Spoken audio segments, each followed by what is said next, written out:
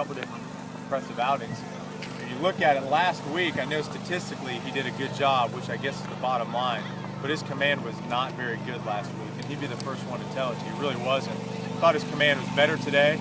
I thought he needs to continue to be able to put guys away 0-2, 1-2. That's one area that, when you look at his outing, he needs to continue to get better at. But at the end of the day, he gave us 7 strong innings and did a nice job. Is there a challenge when you play a late non-conference series? You're just so used to conference games. Is there just a challenge that goes with it to make sure everyone's focus is there? I don't know if it's a challenge as much as it is. It's just I have to be aware of it. You know, it's an awareness.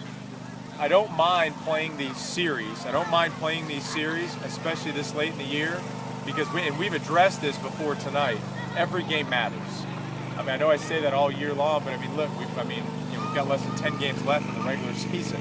Every game matters, and they know that. You know, they know that. But you do as a coach, you've got to make sure that they understand. And you know, I told them about Presbyterian, and they beat Clemson and where they are, and understand we're going to see some good arms, and they're a good ball club, and those kinds of things. But I'm not really worried about that at all with our kids. They know what's at stake in the bigger picture. Now they came ready to play tonight. You guys had some trouble scoring runs early in the game. How important was it to come out tonight strong and get a lead for that? It was huge. It was huge. We talked about that the other day at practice after that Stetson game. And I thought that our team displayed some toughness at winning that Stetson game. But I'm going to tell you something. I didn't think the score should have been what it was. You know what I mean? I thought that we didn't make enough adjustments at the plate against Stetson as we needed to.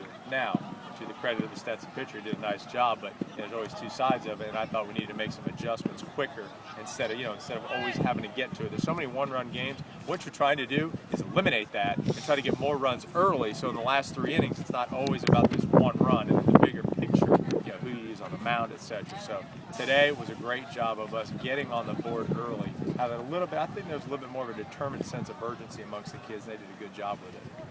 Talk about senior night a little bit and honoring those 6 guys before the game. Yeah, it was great. What a great group.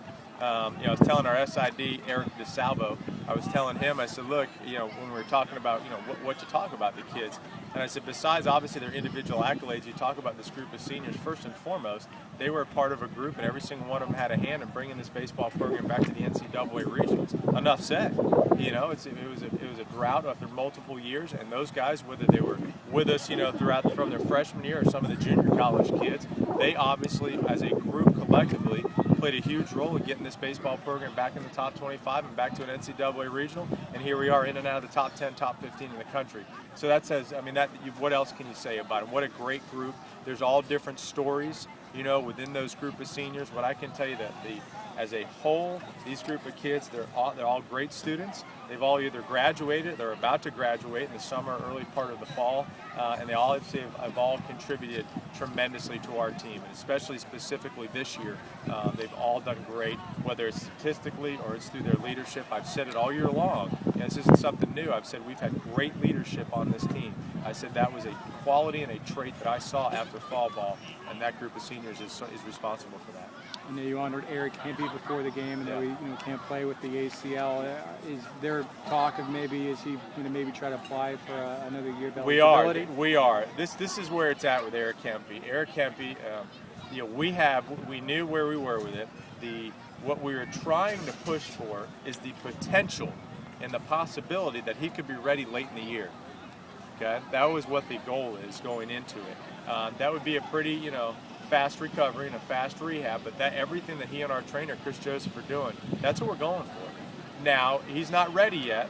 If he's ready in say 2 weeks, then we've got a decision to make. And myself and Eric, we'll sit down and make that decision. But in our minds, everything Hempy has been doing is to get ready for the end of the season and potentially the postseason.